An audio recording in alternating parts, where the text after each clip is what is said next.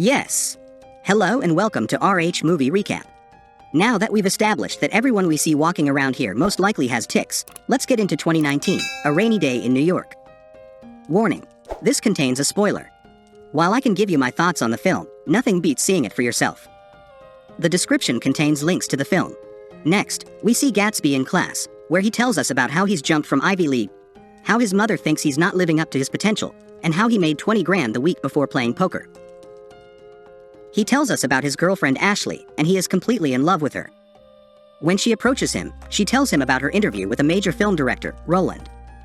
Gatsby is pleased for her, and he begins to make plans for them to spend a weekend in New York while she assists Roland. Ashley informs him that they will require a large sum of money, to which he responds that he will simply use the money he won playing poker to fund the trip. They're soon on a Greyhound bus bound for New York, and Ashley is hoping Gatsby can help her prepare for her meeting with Roland. The difference can be seen in our star-crossed lovers here. She's nervous about her big interview with a movie director, and Gatsby is just acting as if it's all a normal occurrence. He couldn't possibly look like old money any longer. When they arrive in New York, Ashley notices that Gatsby booked the hotel's penthouse, which overlooks Central Park. When they arrive at Roland's hotel for her interview, Ashley returns home while Gatsby visits his brother. Her nerves really kick in when she meets Roland, and she stammers and blurts out personal information. "All right, Ashley, to be sure, but an intriguing tidbit of information that I've never heard before. I'm starting to want to see this hiccup fit." The more Roland and Ashley talk, the more Roland admits to her that he is dissatisfied with his latest film and is considering quitting. He only invites Ashley to see the film privately after she describes what kind of director he is. Ashley decides to change her lunch plans with Gatsby in order to see the film with him. Meanwhile, Gatsby is wandering the streets of New York when he runs into Troller, a guy he knew in high school. Troller fills him in on what he's been missing out on with old classmates, and he eventually tells him about Josh, who is filming a student film right around the corner. Gatsby goes to meet Ashley for lunch after they say their goodbyes, but she shows up to tell him that Roland has opened up to her. Gatsby reluctantly leaves after Ashley expresses her desire to take advantage of Roland's offer. He goes to check on Josh's project, which he had heard about earlier, and ends up being cast in the film. We meet Chan here, an old classmate of Gatsby's who is acting in Josh's film. It turns out that they will simply have to kiss. This has got to be one of the most awkward conversations I've ever heard. There's a lot more to it, but I think you get the idea. Almost every conversation I've had so far has been awkward in some way. Well, it's a Woody Allen film, so I shouldn't be surprised. Chan tells him that this kiss has to be hot, but when Josh calls it, it is anything but hot. Gatsby mentions having a girlfriend from Arizona, and Chan mocks the idea of him dating someone who isn't from his social circle.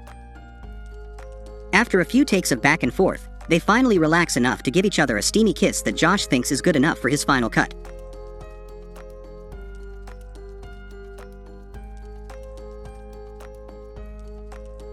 Following that, Gatsby pays a visit to his brother, Hunter, and meets Hunter's fiancée, Lily. Lily goes up to take a shower after a nice meet and greet in which Gatsby makes sure no one tells his mother about his presence, and Hunter tells Gatsby that he can't go through with the wedding. Gatsby is desperate to learn the reason for this sudden change of heart, but when he does, he can't believe it. Hunter, it turns out, is so turned off by Lily's laugh that he is immediately turned off by it. He's so turned off that he can't even sleep with her. Remember how I mentioned wanting to see Ashley's hiccup fit? So I'll add this to the list. Meanwhile, Ashley is watching a screening of his new film with Roland and his writer, Ted. Roland is so dissatisfied with his film that he walks out and begins drinking. But when Ted tells Ashley that she doesn't have to stay and watch it, she admits that she is enjoying it. Ted instructs the controller to rewind the film slightly, and they continue watching it. Back at Hunter's, the brothers are waiting for Lily to arrive so Gatsby can witness her infamous boner-killing laugh. On this one, I can now cross that off my movie bucket list. I certainly wasn't expecting that laugh from her, but I'm not sure it was a boner killer. Tell me in the comments what you think about that laugh. As Gatsby departs, he takes one of Hunter's umbrellas, but before descending the stairs, he receives a phone call from Ashley. When he tells her about the rest of the day's plans, she tells him she won't be able to make it because she needs to find Roland and convince him that the movie is actually pretty good. Gatsby, on the other hand, is unconcerned about any of this. He thinks she's getting too close to Roland, and he doesn't like how much she's delaying his decision to pursue this opportunity with Roland. Ted and Ashley learn after they hang up that Roland has drunkenly driven himself to the Queen's studio. As they drive in that direction, Ted notices his wife walking into his best friend's apartment, and he discovers that she is having an affair. Ashley decides to stick by him through this difficult time. There comes a time when professional courtesy must be dropped, but she appears to be too far gone to notice anything else. Nothing else matters because she is living her dream. Meanwhile, Gatsby hails a cab, but Chan arrives on the other side at the same time. As they ride together, she realizes that Gatsby truly loves Ashley, and she hopes that he will talk to her soon to help her sort out her priorities. The more they talk, the more she suspects that something strange is going on Ashley's end. Gatsby decides to call Ashley after speaking with Chan, but she simply tells him that she's caught up and hangs up. In Ted's car, He begins to question her about Gatsby, and Ashley is unable to adequately describe him. She describes him as a scatterbrained genius, but she blames much of his negativity on his relationship with his mother. She then concludes the conversation by stating that she believes he has Asperger's. So far, this has been a pleasant conversation. I'm pretty sure that's more information than Ted was seeking. Shortly afterwards, Chan and Gatsby exit the taxi and decide to keep each other company. They go up to Chan's apartment to change, and Gatsby sits down and plays the piano. Who walks into someone's home and sits down to play the piano and sing? It was almost like watching a musical, and when the character realized it was time for a musical number, they simply pop a squat and begin. When he's finished playing, they talk about their own versions of the perfect romance, and they disagree on whether it should have a happy ending or a realistic ending. In Gatsby's version, the person who is supposed to meet the other finds someone else and chooses them instead. Everything happens exactly as it should in Chan's version. We see Ted's wife, Connie, emerge from his best friend's apartment across town, and he rushes over to confront her. They were going to tell him, she swears, but that's what they all say. Ashley rushes over, introduces herself as a reporter, and begins taking notes on everything said. Ted eventually gets tired of Connie's attempts to drag Ashley into their drama and gives her the address to the studio so she can take a taxi and find Roland. They return to the art museum with Chan and Gatsby and walk around, trying to learn more about each other. After Gatsby admits to having no future plans, Chan admits that she had a crush on him when he dated her sister. She even tells him about the time she and her sister made love in the park. The expression on Gatsby's face says it all. Even he isn't sure what they're talking about, but they make a better awkward couple than Ashley. Ashley is the aloof character who always means well, but Chan is the sarcastic realism who will hit you with the truth and you won't even realize it. While walking around, Gatsby notices some of his family and tries to hide from them. While he hides, Ashley calls, but Gatsby is the one who can't. He eventually runs into his family, who call his mother as they leave the art museum. Ashley, on the other hand, arrives at the studio but is unable to locate Roland.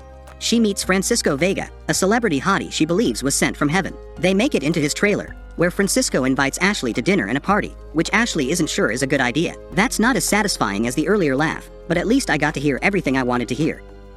Back in town, Gatsby complains to Chan about having to go to his mother's that evening, and Chan tries to reassure him that he can always move out and do things on his own. He finds the idea of giving up the family fortune absurd, but she is serious. Across town, Francisco and Ashley leave his trailer to go out to eat, and the paparazzi love having Ashley with him. They connect after dinner, and Francisco just comes out and asks if she has a boyfriend. She doesn't actually say no, and he keeps showering her with compliments.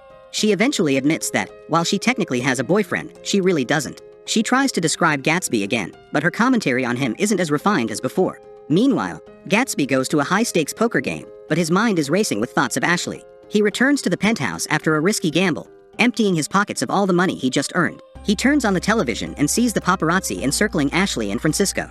That must have had a significant impact on his mind. He spent the entire day worrying about her and planning everything with her, and the first time he hears from her in hours is on TV with a famous actor. Ashley, congratulations.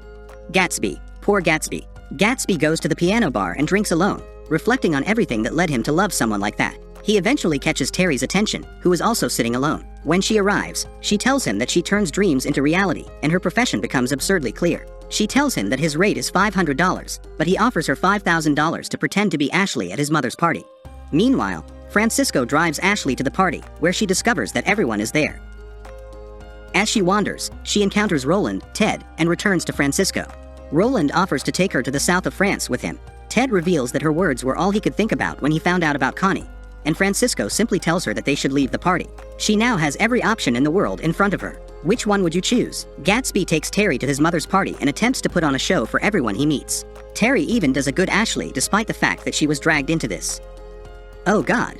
I didn't think I'd ever be able to hear the laugh again. That literally made the movie. Francisco takes Ashley to his suite and inquires about the business with Roland and Ted. She dismisses everything and soon finds herself talking to herself about her moral compass in the situation. She is aware that she has a boyfriend, but Francisco Vega is her fantasy. She decides to spend some adult time with him, but they are surprised when his actual girlfriend arrives. He tells her to go into the other room, but she makes a scene. So she grabs a trench coat and dashes outside in the pouring rain just in time. What she didn't expect was Francisco's girlfriend to lock the door. With no other options, Ashley descends the fire escape and wanders the streets of New York in a trench coat. She confronts Gatsby about bringing a hooker to her party at his mother's house. When Gatsby explains that it was his attempt at a bad joke and rebellion against the appropriateness of her household and lifestyle, Daisy wonders if growing up was really that bad for him. He doesn't believe her when she tells him he gets it from her, so she tells him an inappropriate story about how she met his father. She appears and informs him that she was a hooker who cheated on his father in a hotel. This is not how you tell your son you were a hooker before marriage. To be honest, I'm not sure what the proper way is, but I'm pretty sure this isn't it. After leaving the party, Gatsby goes to the piano bar where he was supposed to meet Ashley and sits down to play. Seriously. Do people just see a piano and think, I've got to play that? Soon after, Ashley enters, and Gatsby tells her that he saw her on TV. She assures Gatsby that nothing happened, but he simply does not believe her.